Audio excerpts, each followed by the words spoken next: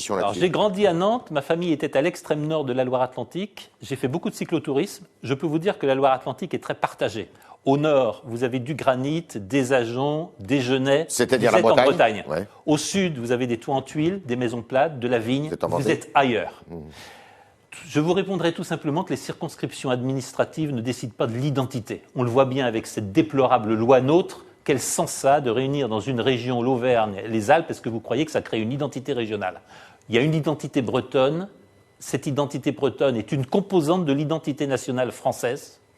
Cette composante et cette identité bretonne, évidemment, s'étend au château des Ducs de Bretagne qui est à Nantes, mais je pense que nous ne devons pas confondre les circonscriptions administratives et une identité régionale qui va très au-delà de la Bretagne, puisque vous savez bien que la première ville bretonne, c'est quand même Paris.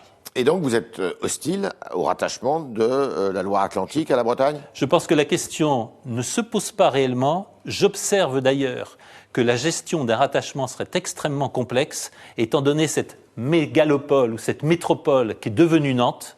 Je pense que le déséquilibre économique et social par rapport à la Bretagne, du fait de la position très excentrée du complexe de Nantes-Saint-Nazaire, poserait de considérables problèmes d'aménagement territorial.